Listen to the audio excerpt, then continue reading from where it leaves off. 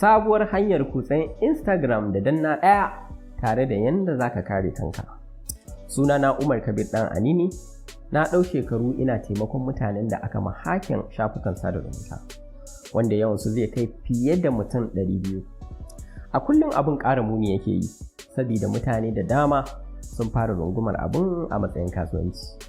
A dalili da haka ya zama dole mu tashi tsaye don mu koyi yadda za mu kare kanmu da kuma 'yan uwa da abokai domin kar su fada a hannun macuta.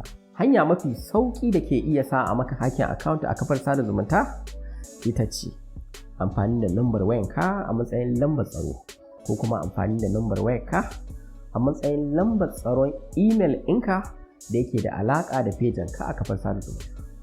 Misali, mu ɗauka lambar tsaronka tana da ƙarfi sosai kuma ta haɗa manyan haruffa da ƙanana da kuma lambobi tare da symbols. Duk da wannan za a iya maka hakin account idan dai har lambar tsaron email ɗinka lambar wayanka ce.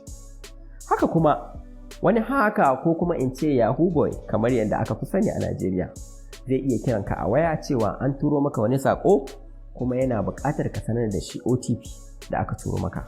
To idan baka sani ba, da wannan OTP ba abin da ba za a iya maka hakin ba. Wannan ya haɗa har da asusun bankinka.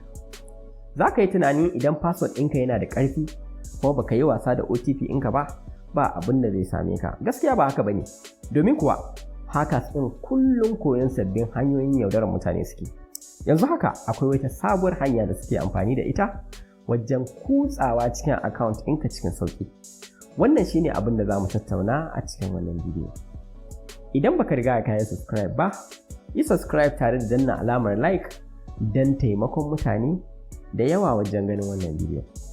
Hackers a yanzu suna amfani da social engineering wajen yaudarar mutane su bayyanar da sirrinsu kamar username da password tun kamun su ankara. Kuma hanyar da suka fi amfani da ita ce phishing. Phishing dai salo ne na yaudara da ya hada da kirkiran sakonni da kuma fejinan basaja da suka yi kama da irin na manya-manyan kamfuna kamar banki, Instagram, Facebook da sauransu, don yi ma mutane wayo su bayyanar da wasu bayanai na sirri. Misali, a satin da ya gabata na haɗu da kusan mutum fiye da 5 da aka mahakin Instagram jim kaɗan bayan sun samu saƙo daga wani follower ɗinsu. Ga yadda saƙon yake cikin harshen Turanci. Megan Beauty Contestant number 17, 23 votes, 14 likes, 5 comments. Please vote for me. viewdisplaymedia.com/login. Support me please. Ma'ana, gasa ce ake yi ta kyawu kuma ana buƙatar ƙuri'arka don samun nasara. Me za ka yi idan budurwarka ta turo maka wannan saƙon? Za ka shiga sashen ko tunanin za ka taimake ta? Amma ainihin abin da zai faru bayan ka shiga sashen shine za ka ga sashe ne mai kama da na Instagram. Kana saka bayananka a maimakon bayanan su je ga Instagram? A'a, za su je kai tsaye gare su, wanda wannan zai ba su damar shiga account ɗinka cikin sauki.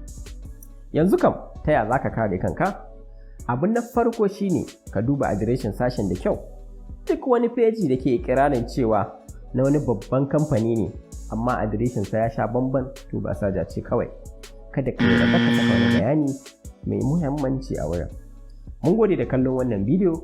Kada ka manta ka yi subscribe don ci gaba da gano wasu dabarun kare kai don samun tsaro a yanar gizo.